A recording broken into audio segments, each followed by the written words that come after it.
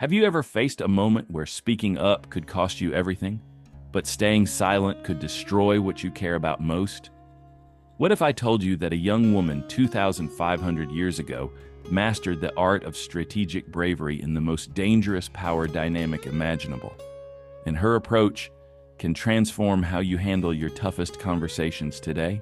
Whether you're advocating for yourself in a job review, standing up to workplace injustice, or confronting someone with more power than you, the stakes can feel overwhelming. Today, we're diving into one of history's most masterful examples of courageous communication, the story of Queen Esther. Her strategic approach to speaking truth to power offers a blueprint for navigating high-stakes conversations where everything is on the line. This isn't just ancient history, it's a masterclass in preparation, timing, and the courage to act when it matters most. In ancient Persia, a young Jewish woman named Esther found herself in an impossible position.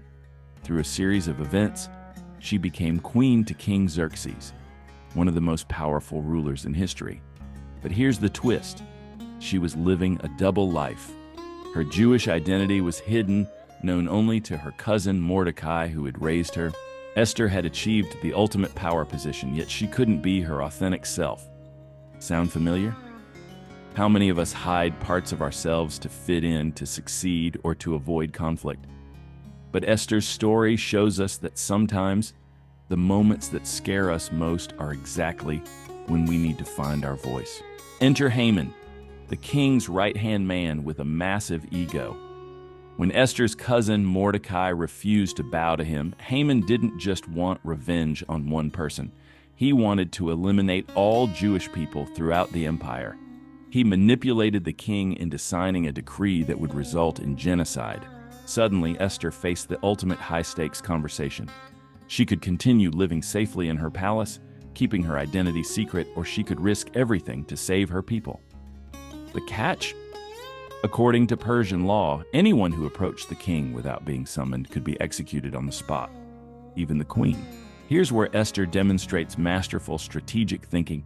She didn't rush into the throne room emotional and unprepared. Instead, she asked her people to fast and pray for 3 days. She was building her inner strength and clarity while also creating a support network. Then came the preparation phase that modern communicators can learn from. Esther didn't just plan what to say, she planned how to say it. She chose her timing, her appearance, and even her location carefully. She put on her most impressive royal attire, not out of vanity, but as strategic armor. The lesson? Courageous communication isn't about being fearless. It's about acting despite the fear with careful preparation as your foundation. Esther entered the throne room, knowing she might die. But here's her genius move. She didn't immediately launch into her request. When the king extended his golden scepter, showing mercy, she invited him and Haman to a private banquet. At the first banquet, she still didn't reveal her true purpose. Instead, she invited them to a second banquet. This wasn't stalling. This was psychological mastery. She was building anticipation, creating the right atmosphere, and positioning herself as the gracious host rather than the desperate petitioner. Finally, at the second banquet, Esther revealed her identity and Haman's plot. "If I have found favor with you, your majesty, and if it pleases you, grant me my life and spare my people, for we have been sold to be destroyed." The result? Haman's plan was exposed, the Jewish people were saved, and Esther's courageous communication became legendary. But notice her approach: strategic timing, careful preparation, and the wisdom to know that how you say something is often as important as what you say. Esther's story reveals profound truths about courageous communication that apply to every high-stakes conversation we face.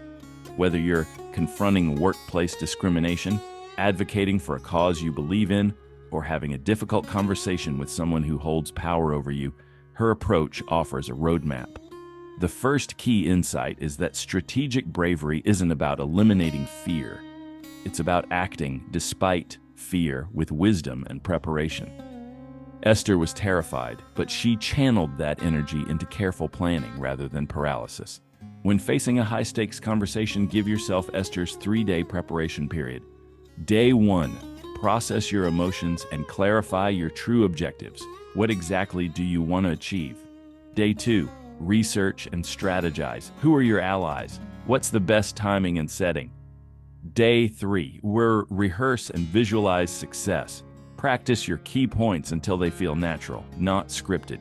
This preparation transforms nervous energy into confident readiness. It's the difference between reactive communication and strategic advocacy.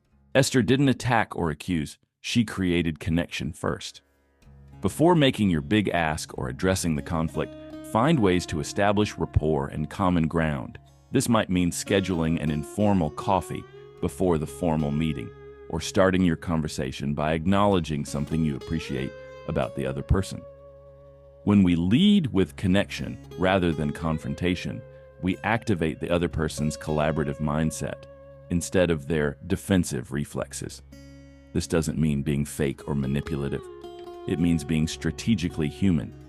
Remember, tension in these moments is normal and even useful. It signals that something important is at stake. The key is transforming that tension into focused energy rather than letting it scatter your thinking. Esther's bold stand reminds us that our most important moments often come disguised as our scariest ones. The conversation you're avoiding, the truth you need to speak, the advocacy that feels too risky, these might be exactly where your courage is needed most. Here's my challenge for you. Think about a situation in your life right now where you need to speak up, but fear is holding you back. Maybe it's addressing unfair treatment at work, having an overdue conversation with a family member, or advocating for something you believe in. Drop a comment below and share your story. What's one situation where you need to find your inner Esther? Let's create a community of strategic bravery. Your example might be exactly what someone else needs to hear to find their own courage.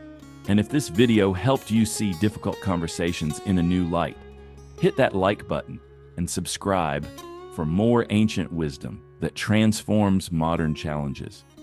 Because sometimes the oldest stories hold the most powerful keys to the conversations that will change our lives. What's your banquet moment gonna be?